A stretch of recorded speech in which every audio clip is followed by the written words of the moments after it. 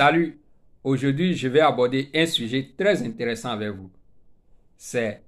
Le sujet c'est quel type de leader peux-tu être pour tes employés?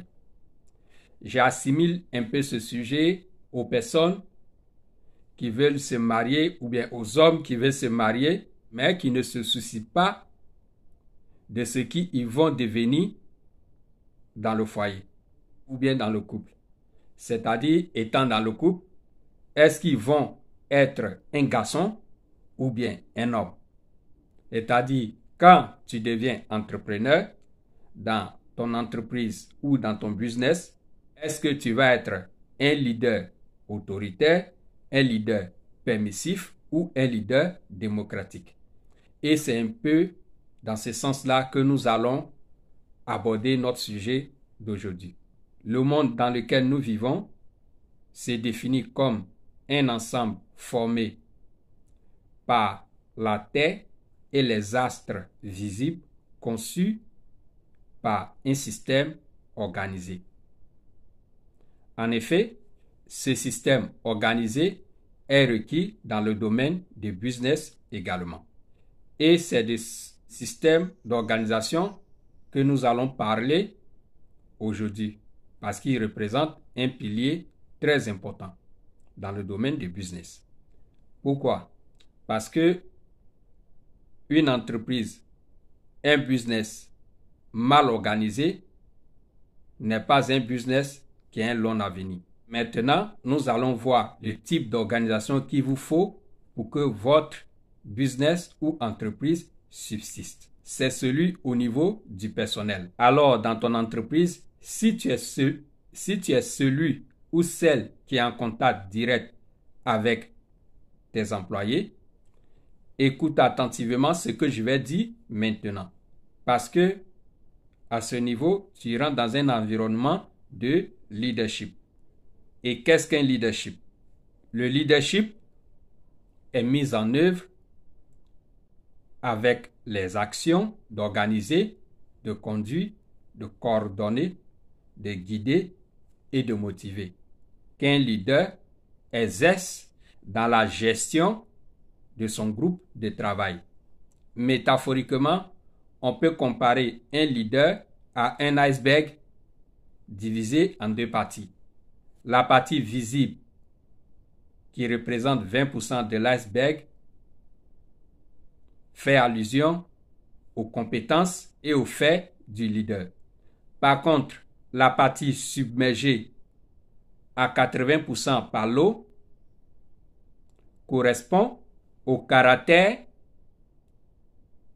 à l'être et à la personnalité du leader. Les deux parties peuvent être supportables, mais si les compétences peuvent être acquises par expérience, volonté et formation, par contre, avec le caractère, c'est plus difficile à changer et peut représenter, si négatif, un déficit considérable dans la conduite d'un groupe.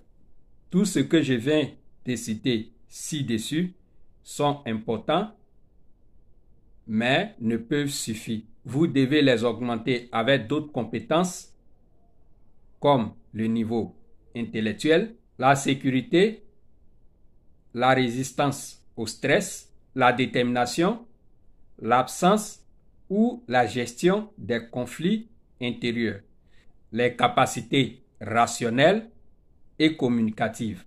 Alors tout ceci nous mène à voir trois types de leaders qui existent dans le domaine de l'entrepreneuriat. Mais ici, seulement un seul est productif. Et c'est celui-là que je vais vous conseiller après avoir défini les trois types de leaders qui existent dans le domaine de l'entrepreneuriat. Sans plus tarder, le premier leader, c'est le type autoritaire. Le type autoritaire est très souvent utilisé par ceux qui n'ont pas un réel pouvoir charismatique, mais seulement un rôle.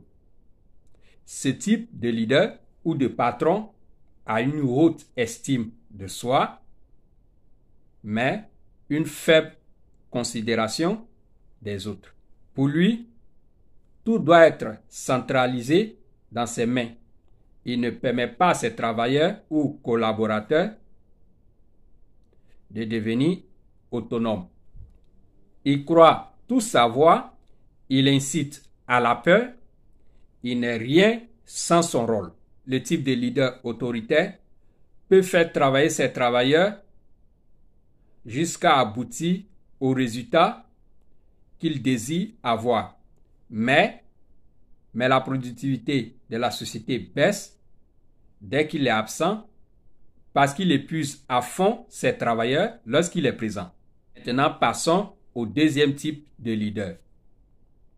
C'est le leader permissif.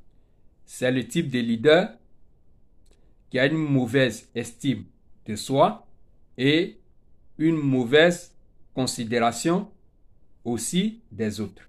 Ce type de leader, souvent les employés peuvent prendre sa place de l'entrepreneur qui délègue excessivement, même lorsque ses subordonnés n'ont pas les compétences appropriées pour accomplir certaines tâches. Ici, le niveau de production est très faible lorsque le leader est présent. Paradoxalement, la productivité augmente lorsqu'il est absent. Tout simplement parce que il ne sait pas gérer les choses lorsqu'il est là. Donc les travailleurs ne travaillent pas comme il le faut. Mais lorsqu'il est absent, chacun joue son rôle pour ne pas que, lorsqu'il revient, on dise qu'ils n'ont pas travaillé. Donc chacun joue son rôle convenablement. Alors, à cause de cela, la productivité augmente lorsqu'il n'est pas là.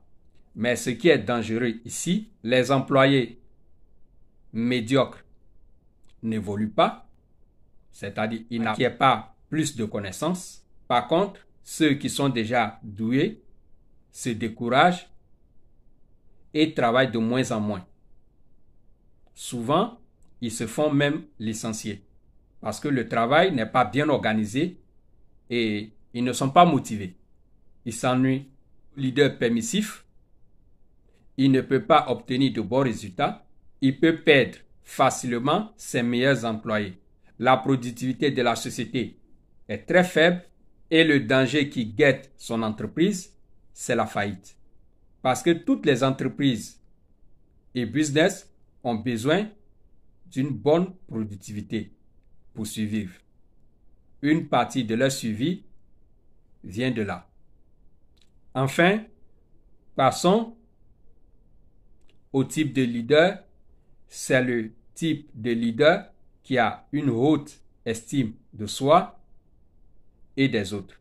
Il est pour ses employés et collaborateurs un exemple à suivre parce que il parvient à transmettre passion et encouragement à leurs travaux.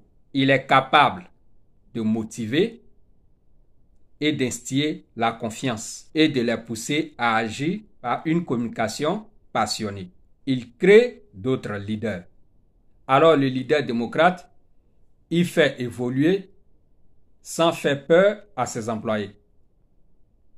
Et même lorsqu'il n'est pas là, ses employés travaillent comme lorsqu'il était présent. La productivité de son entreprise augmente parce que chaque employé travaille sans être stressé et maîtrise son rôle. Donc, personne ne fait semblant de travailler lorsqu'il est là ou quand il est absent.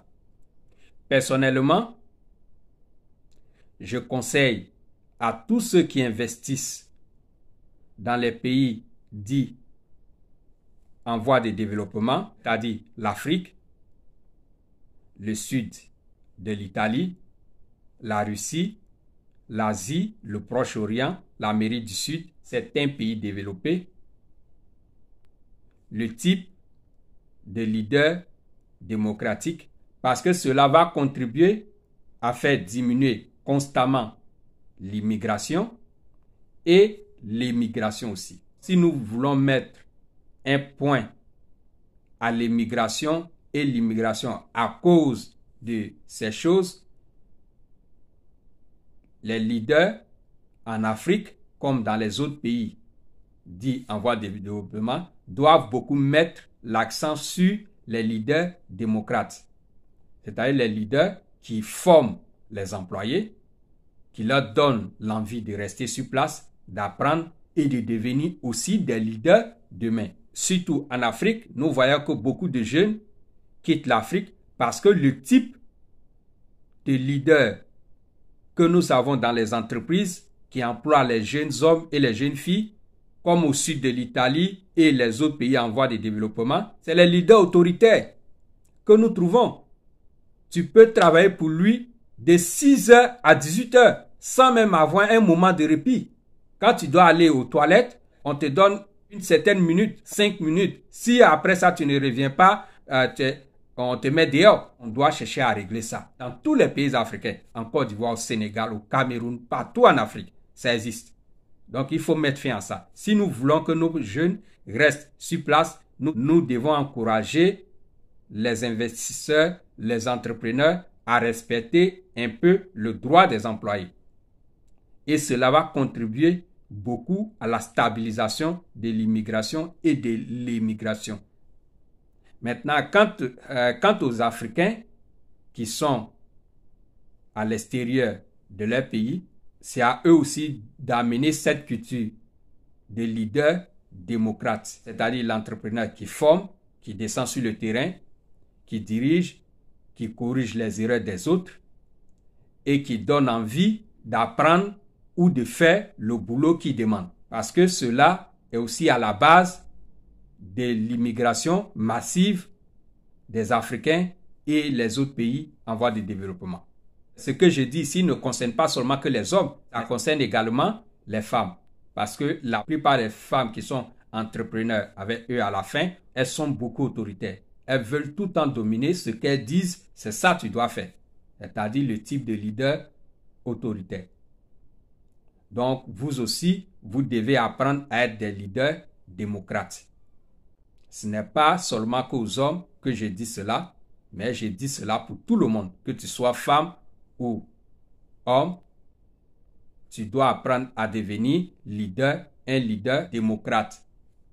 Et ça va beaucoup aider les peuples des pays dans lesquels vous investissez ou vous entreprenez. Merci d'avoir regardé cette vidéo. Sur ce, je dis ciao.